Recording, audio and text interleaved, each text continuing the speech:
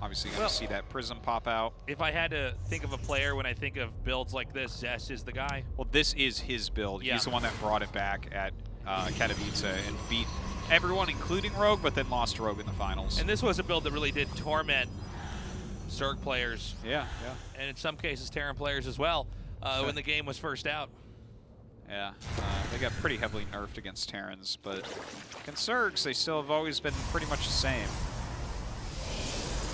Lots of Lings being made, lots of Roaches.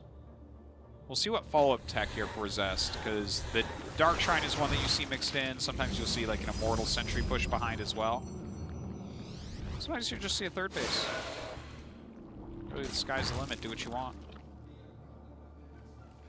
Now, this is very good defense here by Dark.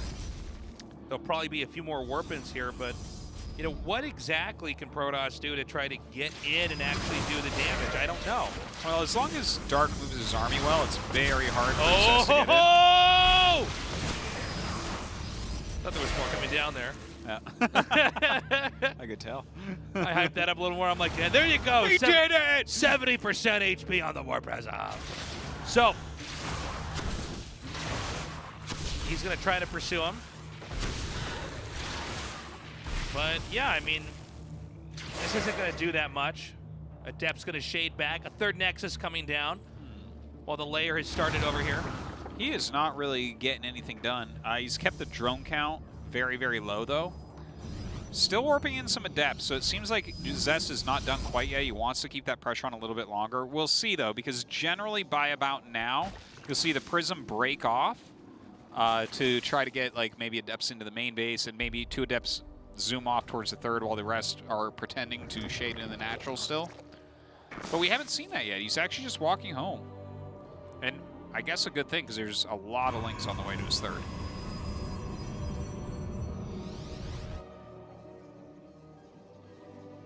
So we got some Lings ready for the counterattack, but these Adepts haven't moved out for a little bit now. It doesn't seem like anymore the Adept pressure does much of anything. Like it's a good way to control the pace of the game. Yeah. Yeah, no, it could certainly be blocked. I think people know how to fight Adepts. They know how to handle the shade movement. Yeah. But again, it doesn't mean that it doesn't have to end the game. It doesn't have to do a ton of damage. It can also be a way to control the pacing of the game. And big picture, the way that Zergs are usually beaten is by controlling or flipping the pacing of the game. Look at this. Zest is playing this very different from how we've seen it played in the past. He's got 23 Adepts. Like, this is not how we're used to seeing this play out at all. He is only making Adepts. He has so many Adepts. Okay, now there's going to be 2 big shades in 2 different directions here. Good dodge on the Biles. Meanwhile, these Adepts up here at the top have been surrounded. A lot of Banelings are morphing in. The Adepts will be shaded into the main, and another rotation over here to the natural. Oh my gosh, he's actually killed 11 drones, and he's going to kill some more now as well. Starting to split up against these Banelings some. Look at that, he's hitting them with the Adepts. Some very nice stunner micro there. 16 drones have been killed off. There's going to be another shade, this time over to the natural. More Adepts coming in. Has he actually outpositioned Dark here? Where are those Banelings, by the way? Oh my god. Well, 17 drones killed. Yeah, I think that all the Banelings did end up dying. Like, he killed some of them connected as well. More Adepts still on the way. Nice move command. Just going after drones right now, diving hard. Yeah, Zest still has it here with these Adepts. What is he doing? Gonna recall. Oh, Surprise. I like it. He lured all the units out of the way and then recalled with those. Now he has a Dark Shrine and he has Charge about to finish. So kind of some interesting follow-ups. We'll see if he gets anything done with those. I tell you what, Tasteless, this is not what I expected to see. I expect to see Adepts, but I thought he would have some novel follow-up.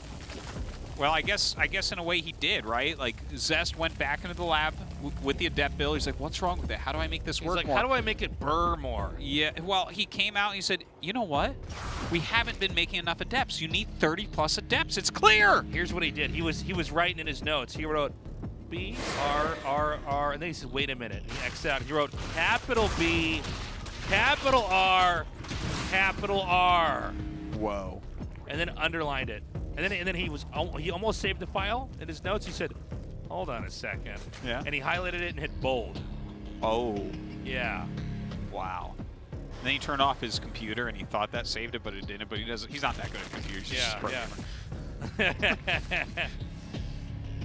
No, that was definitely very different. It's like it's just more adepts, but it's truly not what I thought we were gonna see. And he kind of made it work, I guess. And now he's going into his blank. He's going into, well, we'll see if he actually goes Disruptor or he goes to Colossus here. I actually kind of want to see him make Disruptor. I was a fan of those Creator Disruptors. I thought that was a nice. Really cool idea. It can be really hard, though, if they're going Ling Bane at all. Disruptors are, like, very hard to use against those. Disruptors are funny because, you know, one of the features with StarCraft 2 having multiple, well, I guess infinite unit selection, really, is that you think of it being a little bit simpler at times to attack, but it requires so much attention on one disruptor to use that you really have to be like on top of this. And that's why sometimes when you see somebody with 6 disruptors, they don't seem to fare much better than somebody with like 3, you know? Yeah, that's oftentimes the case. Yeah. That is oftentimes the case. Sometimes more is less. Yeah. The Disruptor is actually still an unexplored unit. People complain about it and everything, but I think it actually is even more powerful than anyone thinks. People are like, oh no, I think it's powerful. I'm like, no. I think it's like the only unit that can rival Banelings for supply efficiency. Yeah, I see what you're saying. Well, I mean, you could trade so much there. And, Yeah. and again, you can just do that attack over and over and over again if you're controlling it well. The problem that that unit faces is the downtime between its attacks. And that's why it seems like if you were really good at controlling the disruptors, but then we end up in one of these situations as well. Nice hold here on these Banes, not that there was many workers to kill, where there is a limit to how much you can do in StarCraft. Priority does take control. Yeah. Eventually you have to be able to prioritize what actions are more important, where do you invest your time, and when you can't juggle everything because it's physically impossible, how do you set and forget certain tasks? And to me, it just seems like the Disruptor really is something that kind of maxes out your ability to do everything, you know? Kind of. One of the things about Banelings that made them so strong was you can set it and forget it and do a lot of other important micro, but the Baneling is still the most important unit when it comes to damage, you know? Yeah. Actually, something to kind of add to the Disruptor, kind of like on the line you were saying there. It's like there's a lot of units where you can do things with it quickly. Yeah, this is kind of funny, isn't it? He keeps looking for probes that just aren't there. Yeah. But yeah, the Disruptor, like, it has an exact set amount of time that you're spending with it, basically, which I think is very interesting, rather than, oh, I just do this quickly and be done with it. So Zerg is finally going to kill this base. Yeah. The hatchery over here at 6 o'clock goes down, but also, if Protoss can win this fight, he'll be able to hit the expansion just north of here. Very good force fields right there. Continuing to do a good job here. He's got his 4th Colossus walking up. Seismic Spine's going to be coming. How many force fields does he have left? Okay, he actually doesn't have force fields left. Okay, these Banelings, let's see how well they connect. Yeah, Banelings generally do pretty darn well against oh, great pickups there. Saves both Immortals. Can he keep pushing forward here, though? Oh, there's a little bit of miscontrol here. Actually, I spoke too soon. He does micro away. The Colossus. One more Colossus goes down, but the important units are still here. Lurkers coming up, though. That can make it a lot harder to actually break through this situation. Zerg is still maxed out, spamming out many more units with the backed up larva.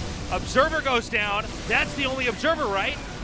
Oh, God, was it? Right? Yeah, no, I think you're right. Oh, I think Dark's going to win again. Oh, no. I think this push should have been maybe enough to possibly cause a killing blow. But with no Observer, the Zerg can stand back the progress of the rush. Right. He doesn't have one anymore. So it's like those Lurkers are invincible. Yeah. And now he's losing his 3rd base. He's got like 2 Adepts there trying to help. Okay, he's recalling, but not quickly enough. GG. All right, Dark is the first player to move on. Wow. All right, yeah, but here's the thing, actually. I think they're both playing well tonight. I agree. You look on paper, they should be the ones to advance. I think so. But they both have kind of very bumpy roads. But tonight, they're bringing it, which makes me happy. That's what I want to see.